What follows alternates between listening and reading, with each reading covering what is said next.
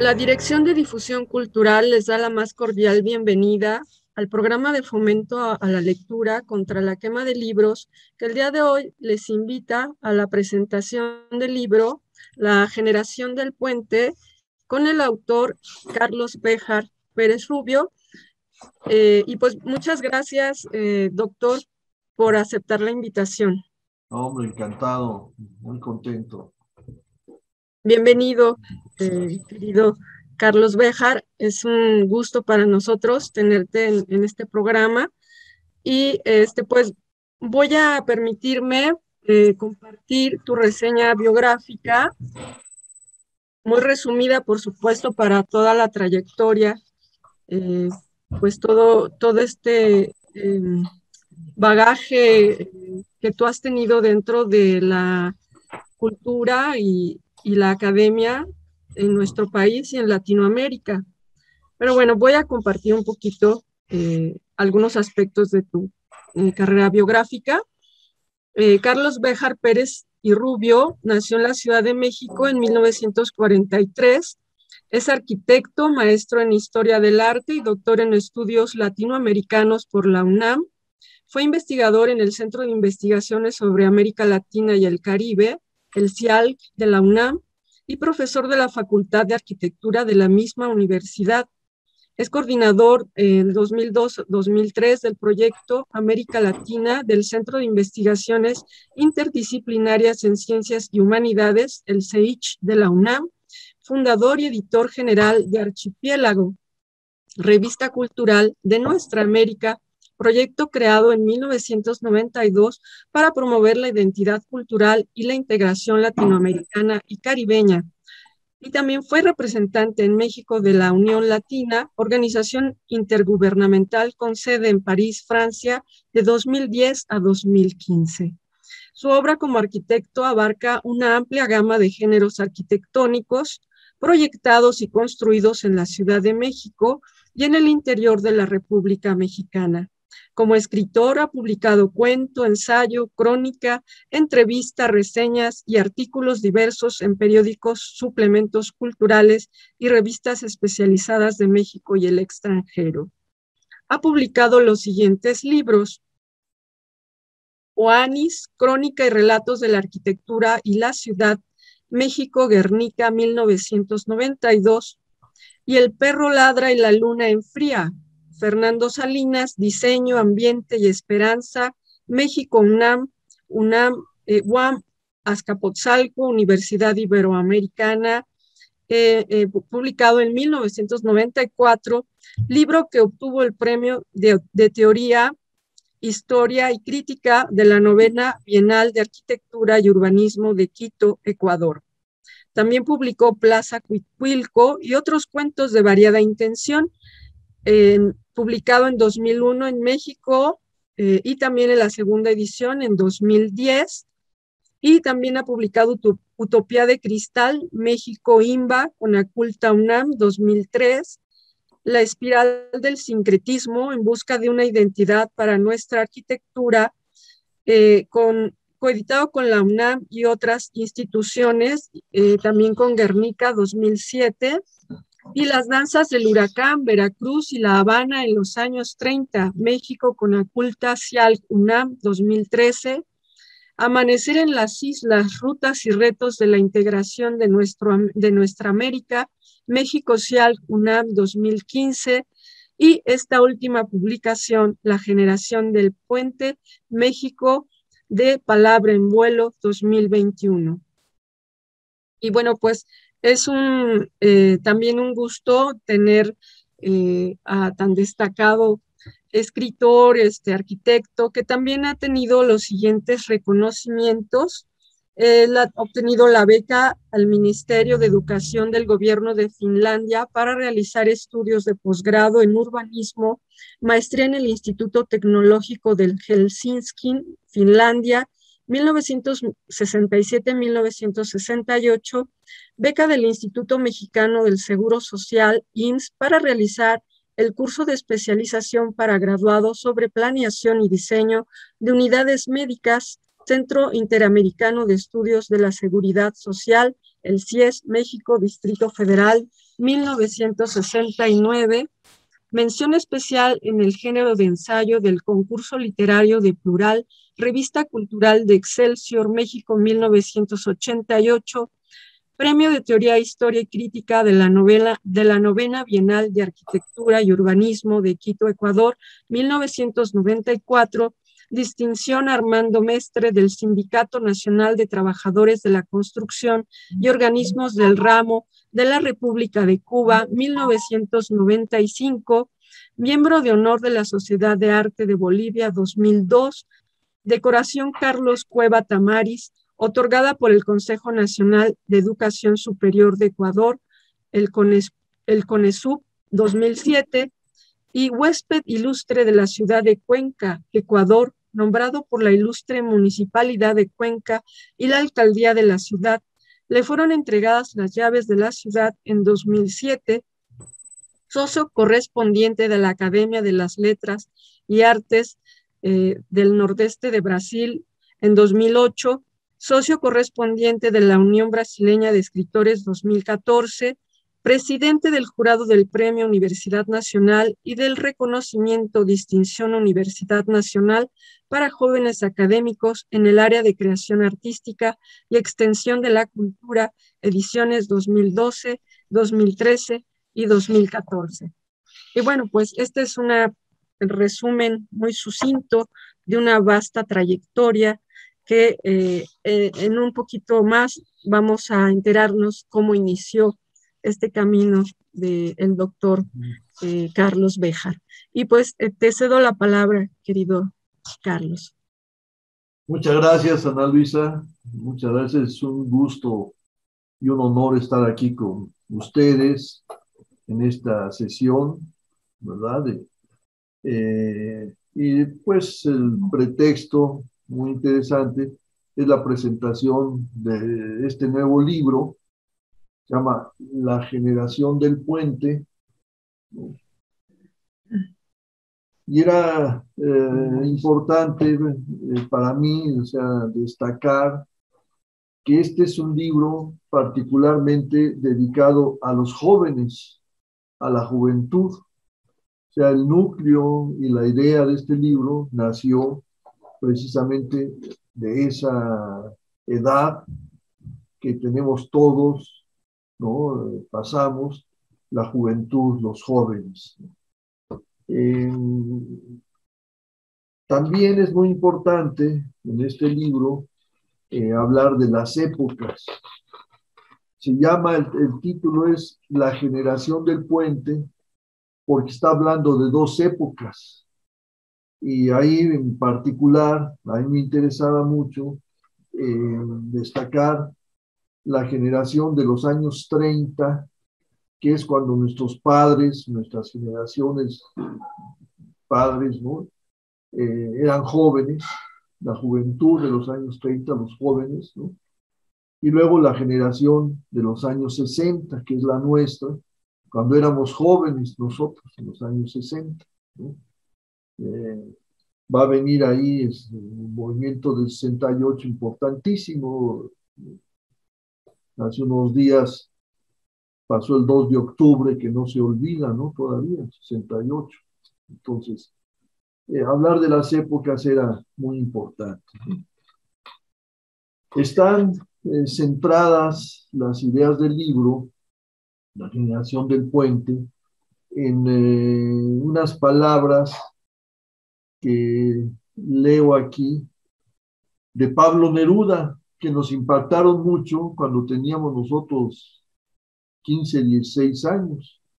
Y Pablo Neruda, en la clase de literatura, un día nos explicaron, y estas palabras nos quedaron grabadas. Muere lentamente quien no viaja, quien no lee, quien no escucha música, quien no haya encanto en sí mismo. Entonces, eso a los 16 años, a nosotros estamos en preparatoria, en segundo de preparatoria, nos impactó mucho. Algunos de los amigos, particularmente el amigo que sale en el libro también, van a ser tres protagonistas, el que hace las ilustraciones, ¿no? Que es este dibujo precioso, ¿no? Es de él, ¿no? Es una acuarela de Salvador Altamirano Cosi, se llama. Entonces, él y yo nos conocimos desde primero de prepa, en segundo de prepa nos hicimos muy amigos y teníamos muchas cosas en común, pero entre esas era eh, la condición social, ¿no? Cultural en que nos movíamos, que era la clase media de aquel tiempo. Había cosas que no nos gustaban, no estábamos de acuerdo. Entonces nosotros queríamos conocer, vivir las cosas diferentes. Nos volvimos muy inquietos, nos reuníamos, él tocaba el piano, yo escribía, a mí siempre me gustó escribir desde muy chico, ¿no? Leer la literatura, ¿no? La historia, ¿no? La filosofía. Nos sentábamos y decíamos, vamos a filosofar, era nuestra palabrita, vamos a filosofar. Entonces nos poníamos a pensar qué hacer, ¿no? Cómo hacer, qué hacer. Ahí encontramos otro amigo que se vinculó, ¿no?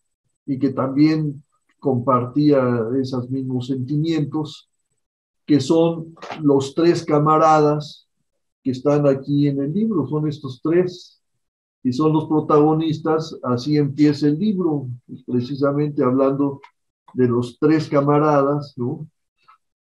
Que eh, como los del recién leído libro de Eric María Remarque, ¿no? El famoso autor de Sin Novedad en el Frente, ¿no? Famosísima novela, ¿no? Tres camaradas es otra novela de él, otro libro, ¿no? Entonces, famoso autor de Sin Novedad en el Frente, ¿no? Y aquí en el libro, entre paréntesis, dice, o como decían algunos de nuestros mayores, sin novedad en el segundo frente. Bueno, entonces, el libro tiene también, pues, cuando estábamos con toda esa idea de escribiendo y todo, ¿no? Un epígrafe de Ernest Hemingway, ¿no? Nuestro alter ego, nuestro gran escritor, que dice, para escribir sobre la vida, primero debes vivirla. Entonces, esto sucedió ahora, ¿no? Todo lo que está aquí en el libro, pues son cosas que vivimos, ¿no? Por eso podemos escribir sobre la vida, podemos escribir sobre estos temas, ¿no? Porque hemos vivido todas esas experiencias, ¿no? El libro se centra principalmente en esas filosofías que hacíamos. Eran muy importantes los viajes. Decíamos, hay que conocer el mundo, hay que salir de donde estamos. Entonces empezamos a viajar. Además, siempre nos motivó mucho. Era una cosa que otros amigos nos veían muy raro. Era viajar sin dinero, viajar con el mínimo de dinero. Entonces, por ejemplo, irnos de Aventón a Acapulco, en la carretera, poner el aventón, y ya se paraba algún coche. ¿De dónde van, muchachos? ¿No? Teníamos 16 años, ¿no? No, pues vamos a Acapulco. No, pues yo los dejo ahí en Iguala. Bueno, está bien, nos dejaron en Iguala y ahí otro aventón, ¿no? Y llegar a Acapulco, me acuerdo esas vacaciones de Semana Santa, que todo esto está narrado en el libro, ¿no? Las vacaciones de Semana Santa en Acapulco, sin un quinto casi, ¿no? Entonces, en una casita que nos prestaron, unos catres ahí, éramos como 6 amigos los que íbamos. Y entonces, para comer, íbamos al mercado, en el mero mercado de Acapulco, a comer tacos de aire, les decíamos. Y era una señora que tenía ahí sus tortillas, ¿tá? Entonces le ponía salecita a la tortilla y hacía ¿no? El taquito, y entonces comíamos tortilla con sal, eso nos comíamos, porque es costaban 20 centavos, una cosa así, ¿no? Y luego pues, un refresco, ya esa era nuestra comida, ¿no? Lo del regreso de Aventón, ¿no? A la casita esa, todo era de Aventón, ahí en la costera de Acapulco, ¿no? Entonces así hicimos varios viajes, pues no sé, muchos viajes, ¿no? Viajamos así, ¿no? Pero el gran viaje que teníamos en mente cuando filosofábamos era conocer Europa, o sea, brincar el charco, como decíamos. Hay que conocer Europa porque pues, sea la cultura dominante, la cultura obviamente eh, occidental nuestra, ¿no? La cultura eurocéntrica. Entonces estábamos muy motivados, las lecturas que habíamos hecho, literatura, a mí me gustaba mucho leer, leía yo mucho, pero también ellos, los otros dos camaradas, éramos los tres camaradas, cada uno, Chavo dibujaba muy bien, Altamirano, Chavo, era un gran dibujante y tocaba el piano, ya el piano. En ese tiempo, cuando nos hicimos amigos, eh, yo estaba aprendiendo a tocar la guitarra, porque mi papá tocaba un poco la guitarra, mi papá era médico y escritor, y Chavo me dijo que él también tocaba la guitarra, entonces ya nos juntamos y con las guitarras empezamos a aprender entre los dos más a tocar, ¿no? Y me acuerdo que lo primero que sacamos ya eran canciones yucatecas, que eran relativamente sencillas, pero bien, y con las letras, ¿no? Y cantarlas y todo. Entonces ya con las novias, pues llevarles el gallo que le decíamos, ¿no? La serenata, llevar gallo, ¿no? Entonces cantando con nuestras guitarras y otros amigos que se juntaban, ¿no? Entonces todo esto había que ponerlo en el libro, ¿no? O sea, había que escribirlo. Pero la generación del puente es muy interesante porque cuando se vienen ya en los años 60, todos los movimientos sociales, ¿no? Combinados, claro, con la música, la época del rock, ¿no? Eh, las fiestas que hacíamos, ¿no? Los bailes, combinados, era muy interesante para nosotros, ¿no? El grupito de nosotros, ¿no? Que nos decían los pingüinos, un grupo de amigos así, entonces los pingüinos llegaron ya, llegaron bailando, cha, cha, cha, diciendo, llegábamos, una vez fuimos chambelanes en unos 15 años, ¿no? Y entonces aprendí a bailar vals ahí, ¿no? Para el vals de los 15 años, la quinceañera, ¿no? Pero luego las rumbas, ¿no? Toda la música tropical, ¿no? Que la combinábamos en las pues, con el rock, por supuesto, estaba en los años, en 1960, que es cuando empieza el libro, todavía el rock en español era muy escaso, casi no había, ¿no? Todavía no surgían aquí los grupos de rock, ¿no? Los rebeldes del rock, todos ellos. Entonces era el rock de gringo, ¿no? Elvis Presley y todos los canroleros gringos, ¿no? En 60. Ya después, un poquito más adelante, ya en 62, ya estaban los grupos de aquí, ¿no? Entonces igual los incorporamos. Todo. Es interesante también de esa época, cuando se habla de las épocas, cómo era muy importante para nosotros el radio. Entonces era poner el radio, entonces poner Radio 620, Radio Éxito, las estaciones donde tocaba la música que nos gustaba, ¿no? Entonces tener tu radio era importantísimo, ¿no? Y había radios muy económicos y otros radios más caros, en fin, ¿no? Eh, y eso en el libro también está atrás de todo el pensamiento y al final se dice algo porque la generación de los años 30, o sea, la de nuestros padres, el radio era importantísimo. Pero el radio sí de onda corta, o sea, oían radio y de repente ponían a Berlín o ponían Inglaterra, Estados Unidos o Japón, lo que fuera, porque se podían combinar en esos aparatos de radio por onda corta todas esas estaciones, ¿no? Esa generación de los años 30. Nosotros sabíamos de eso, ya no usábamos tantos aparatos, pero usábamos los modernos de 1960, esos años, nuestro pequeño radio y poner ahí nuestras estaciones, nuestra música que nos gustaba. Había una estación muy bonita que era La Charrita del Cuadrante. Entonces ahí era oír música ranchera, que también de repente aprendí las músicas rancheras, ¿no? La Charrita del Cuadrante.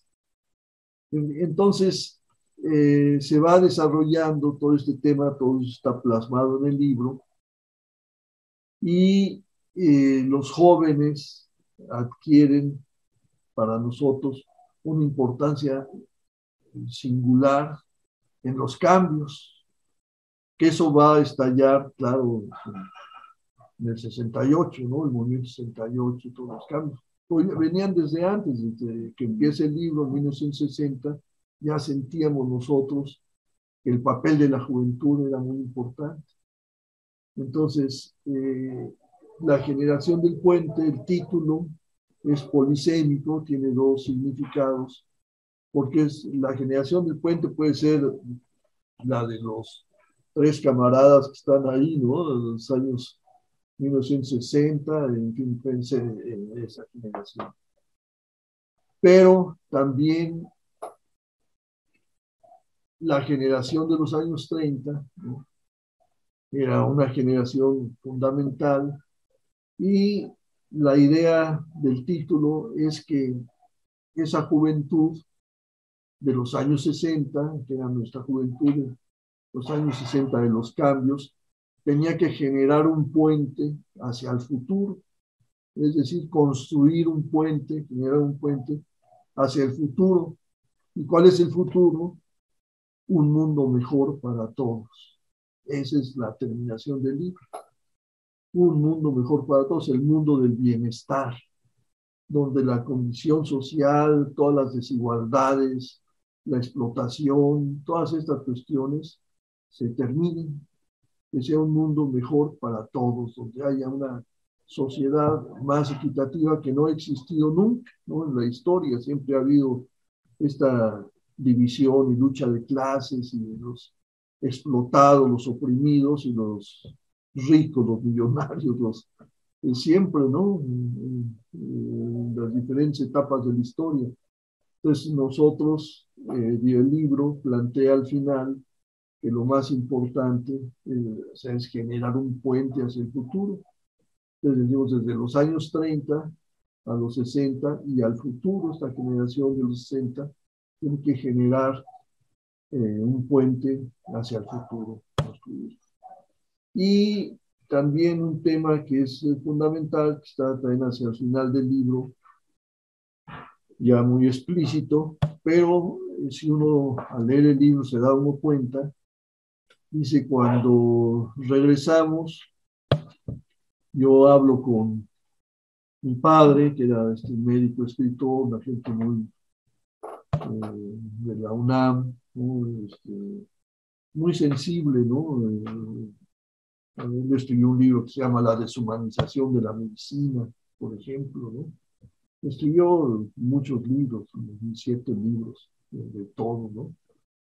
Pero cuando platico con él al final, ya al regreso de todo lo que nos había pasado, 3 meses de la aventura europea, viajar en barco y irnos sin dinero casi, ¿no? Mínimo lo que pudimos juntar entre los tres, ¿no? Durante 2 años, de 1960 a 62, 2 años, juntando ahí lo poquito, y al final pues encontramos la manera más barata de viajar, era en barco, por supuesto, en avión era mucho más caro, ¿no? Un barco de segunda clase, o sea, estos barcotes, ¿no? Pues tenían segunda clase, que ya hasta medio abajo del barco, sin ventanas ni nada, estábamos ahí arrinconados, terrible, ¿no? Terrible. Pero bueno, por lo menos tenían la comida incluida, ¿no?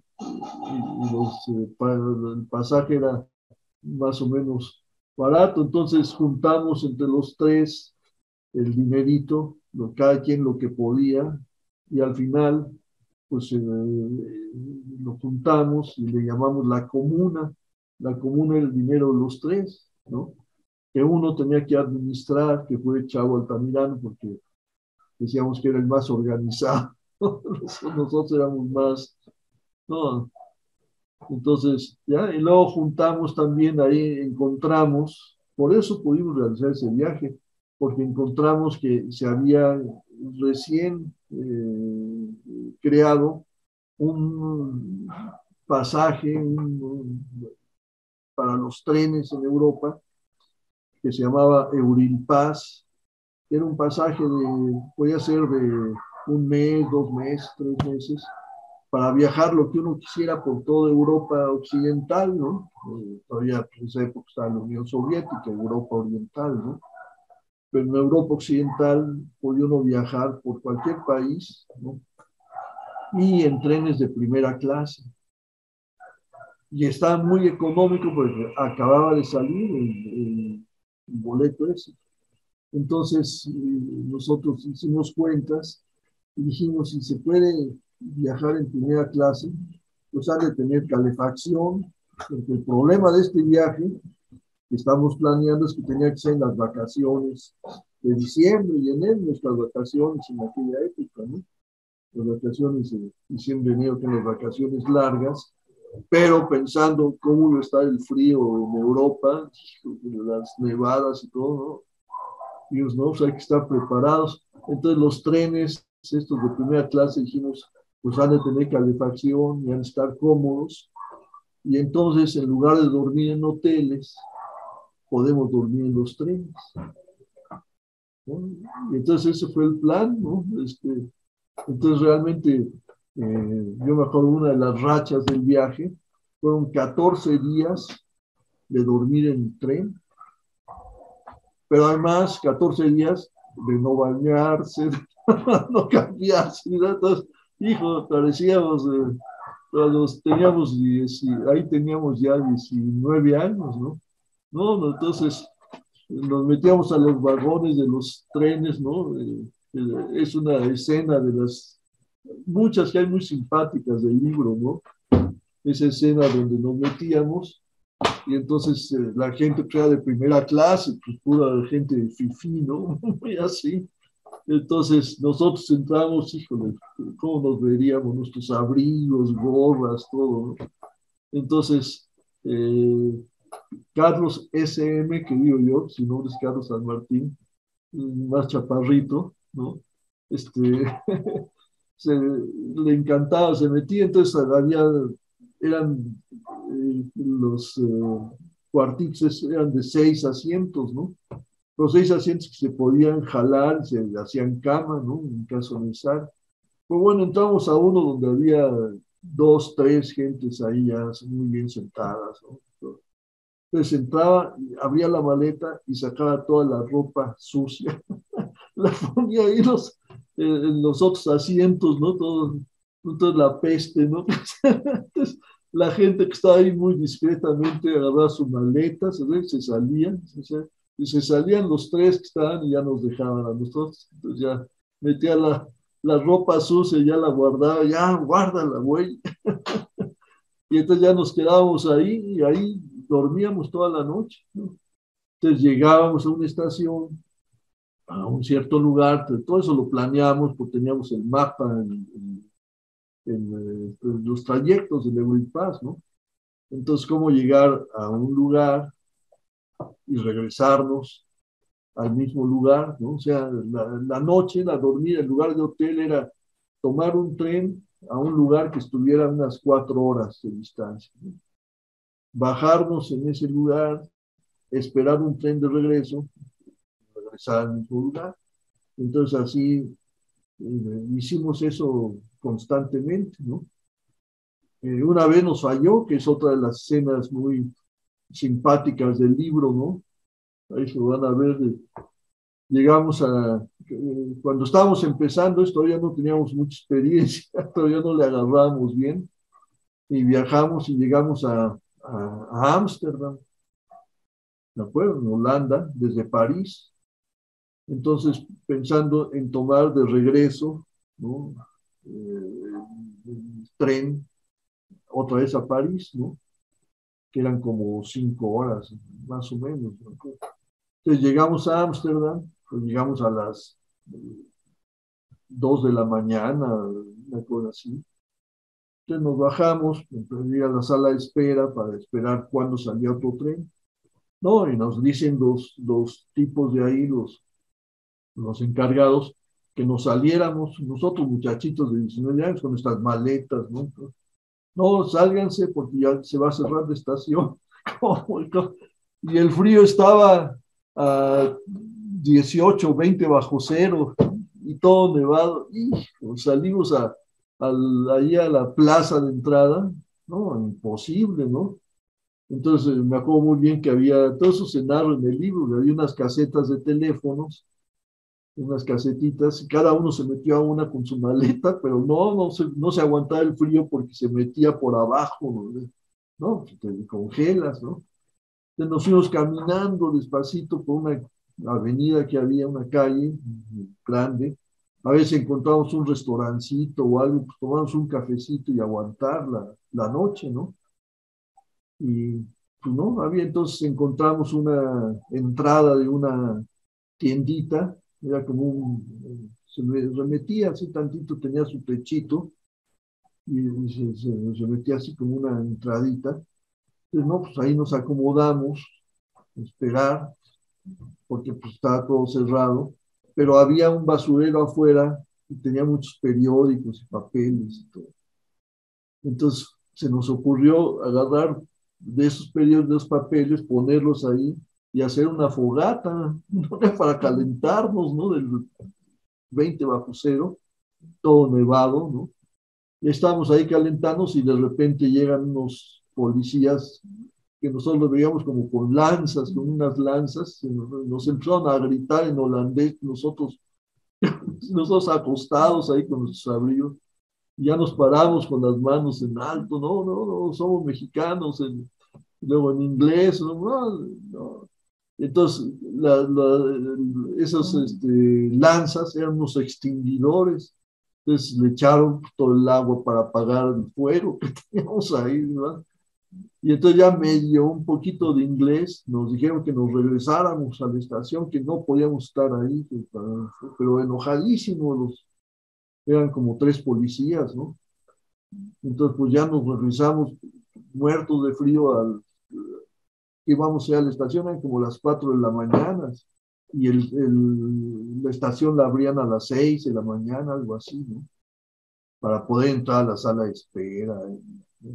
No, entonces entramos, llegamos a la estación y afortunadamente, ahí en el libro lo cuento, uno de los vigilantes, digamos, los policías estaban ahí de guardia en la entrada, nos vio y entonces nos dijo ahí un poquito de inglés que atrás de la estación había una bodega, un lugar donde nos podíamos resguardar, ¿no? Del clima, ¿no? Ya fue muy amable, nos explicó, nos dijo cómo. Ya nos fuimos caminando y entramos y era una bodega muy amplia, un almacén muy grande, y estaba lleno de, bueno, como 30, 40, 50 gentes, igual que nosotros, muertos de frío, todos, y eran españoles que iban a Suecia, me acuerdo, a trabajar, cuando España estaba muy quebrada, entonces se iban a trabajar de migrantes, ¿no? Allá a Suecia, ¿no? Entonces ya nos acomodamos con ellos. Ya cuando supieron que éramos mexicanos, todos muertos de frío, todos nuestros abriguitos, ¿no? Nuestras gorras y todo, ya, no, siéntense. Entonces, hay cuento que nos dieron de comer, ¿no? Nosotros además no habíamos comido ni cenado ni nada, ¿no? No, entonces nos dieron de comer, traían vino español, los tintos, nos dieron tragos de vino, y estuvimos platicando con ellos muy contentos, había niños, pues, eran familias, ¿no? Y ya a las 6 de la mañana ya llegamos de la estación, nos dijeron, ya está abierta la estación, pues ya nos metimos todos, los españoles y nosotros. Y bueno, pues ahí fue. Entonces así está lleno de aventuras y el libro narra muchas aventuras de este tipo. Muchas gracias por compartirnos todos estos testimonios. Y bueno, pues también es importante esta cuestión que tiene la novela, que es esta vitalidad de estos personajes, ¿no? Que, que emprenden este viaje y que tienen este ánimo de conocer el mundo. Y pues te quería preguntar entonces qué tan importante es la utopía y los sueños. No, pues son fundamentales, ¿no? Ese es el filosofar que decíamos nosotros, era precisamente la utopía y los sueños, ¿no? Ya, hay que soñar, pero hay que tratar de perseguir esos sueños, y la utopía hay que buscar la eutopía, que es la cristalización de la utopía, ¿no? Por eso para nosotros era el bienestar, ¿no? El bienestar. Es muy interesante esto, el final, estaba yo diciendo al final, eh, cuando decía mi padre, ¿no? Dice, recuerda que lo primero es la bondad. Y entonces eso lo puse al final, porque si tú haces la reflexión, cuando lees el libro, toda la gente buena que nos encontramos, ¿no? Como esos españoles que nos dieron de comer ahí, que estaban muertos de hambre, de la bebida y todo, gente buena, ¿no? Pero la vamos a encontrar así cuando íbamos corriendo al rumbo al barco. El Queen Elizabeth ya nos iba a dejar, ¿no? Sin un solo centavo, ¿no? Corriendo por la banqueta ahí donde están todos los barcos anclados, y se para un señor y nos dice, ¿dónde van, muchachos? ¿No? En inglés nos dijo, ¿no? Nosotros con nuestras maletas, o sea, el Queen Elizabeth ya se va dentro de media hora, nos deja, ¿no? Y de suban si yo trabajo ahí. Y entonces nos llevó en el coche. Gracias a eso pudimos alcanzar el Queen Elizabeth en nuestro regreso, ¿no? Si nos deja ahí, no teníamos un solo quinto, nada, nada, un solo quinto. Y eran además ya las 6 de la tarde, ya iba oscuro en Europa ya para esas horas, ¿no? En invierno, oscuro, un frío, estaba lloviendo, bueno. Entonces, gente buena, y así encontramos, ¿no? Desde el principio, gente buena, ¿no? Y también, muy importante destacar la juventud, ¿no? Los jóvenes, y ligarlo con los jóvenes de hoy también, sigue siendo la juventud, los jóvenes con otra tecnología, los celulares, las cosas, el Zoom, todas estas cuestiones que no existían en aquel tiempo, pero sigue siendo la edad del cambio, de la búsqueda, de generar ese puente hacia un mejor mundo para todos, ¿no? Eso es muy importante. Sí, pues sí, en efecto, la novela tiene este aspecto. A mí me gustó mucho pues, la narrativa, el lenguaje tan sencillo y cómo realmente nos metes somos partícipes, o sea, es maravilloso cómo podemos testificar estas experiencias y emocionarnos y angustiarnos y conmovernos de estas situaciones, estas circunstancias, de estos aventureros, ¿no? Que se fueron a realizar su sueño. Y yo te quería también preguntar, ¿qué diferencia encuentras ahora en la época, o sea, entre los sesentas y ahora en la época actual? Si nos puedes decir qué diferencias tú encuentras. Bueno, yo creo que lo más importante, bueno, que se ha desarrollado muchos, estos, el desarrollo tecnológico, ¿no? Que ha hecho la comunicación muy variada, muy importante, ¿no? Muy fácil de estarse comunicando a cualquier lugar del mundo, enterándose. Eh, También con la problemática, yo estoy muy consciente, de los más media, ¿no? Los medios masivos, ¿no? Y la manipulación que se hace de la información, de la verdad, ¿no? También eso, la ideología, ¿no? La lucha ideológica, cultural, con los medios masivos, ¿no? Muchos de ellos, ¿no? Entonces eso, en nuestra época, los años 60 era diferente. Siempre había el problema, por supuesto, las marchas del 68, pues era prensa vendida, ¿no?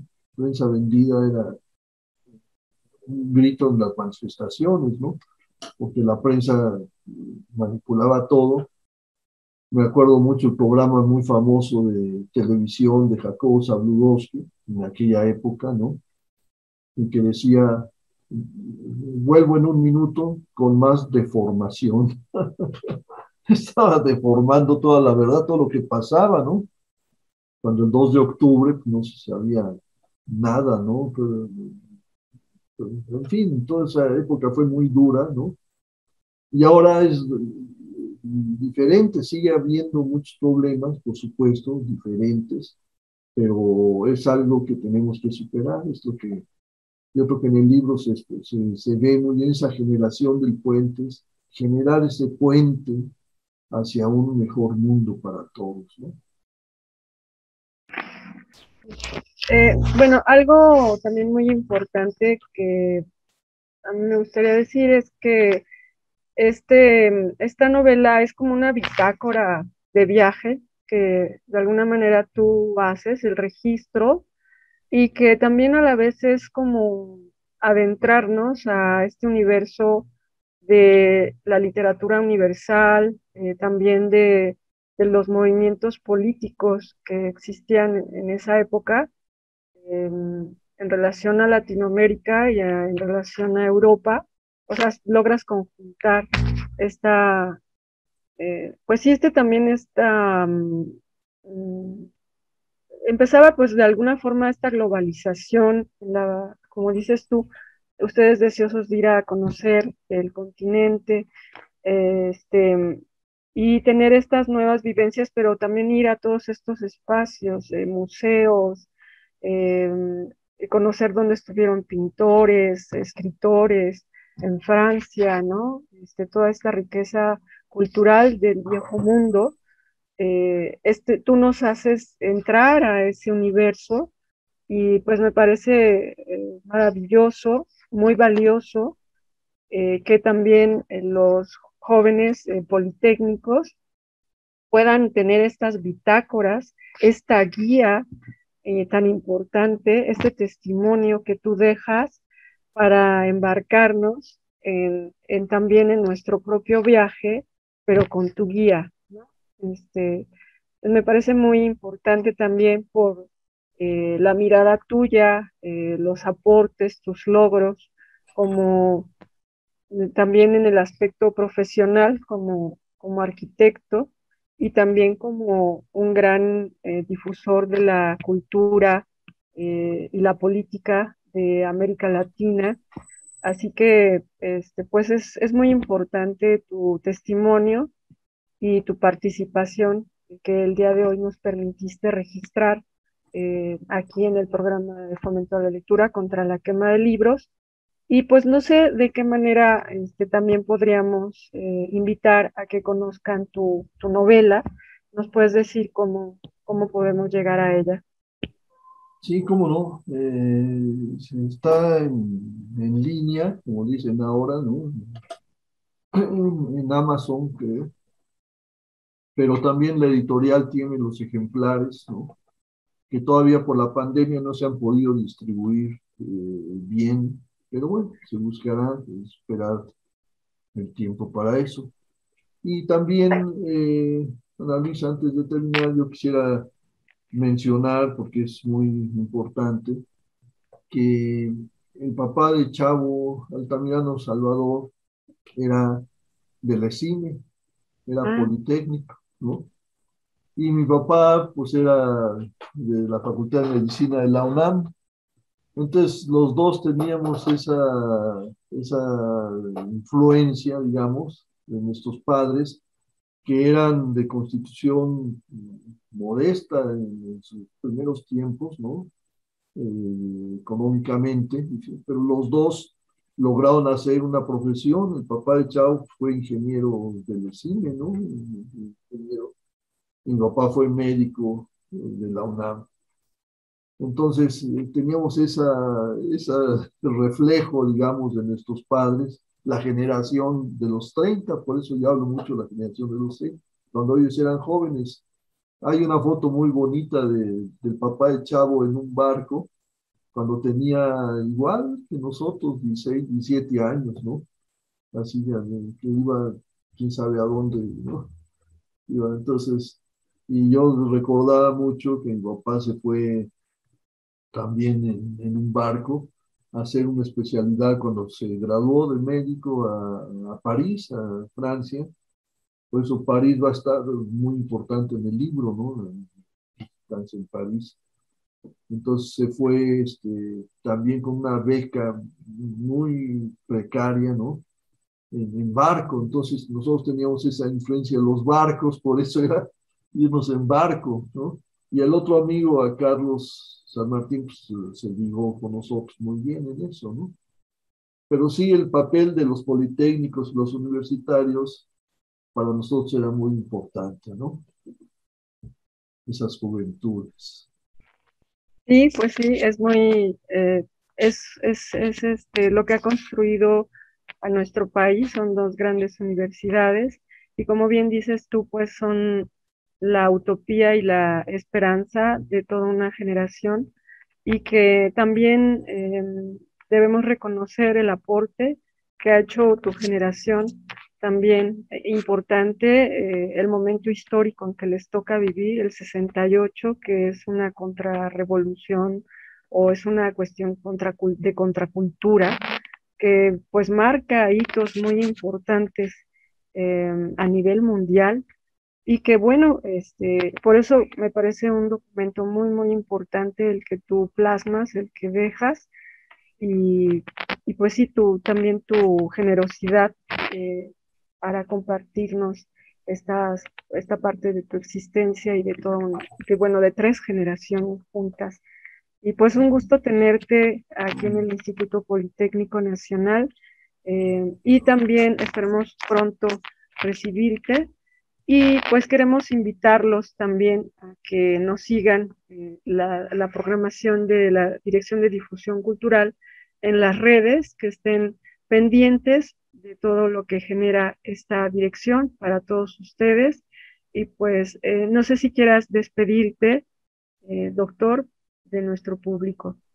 Pues agradecer mucho la invitación, Ana Luisa, estar muy contento de compartir con ustedes en el 68. Yo recuerdo mucho que decíamos en las manifestaciones, por finalmente, primera vez, el Poli y la UNAM unidos, jamás serán vencidos, ¿no? El Poli y UNAM unidos, porque antes era la división, era entre otras cosas por los deportes, ¿no? El fútbol americano, todos éramos rivales, el Poli y la UNAM, ¿no?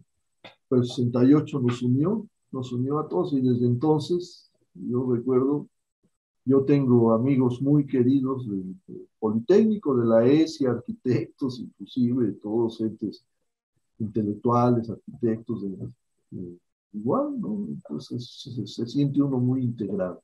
Les agradezco mucho, a Luisa, la invitación. Al contrario, muchísimas gracias. Nos vemos hasta la próxima. Hasta la próxima, nos vemos.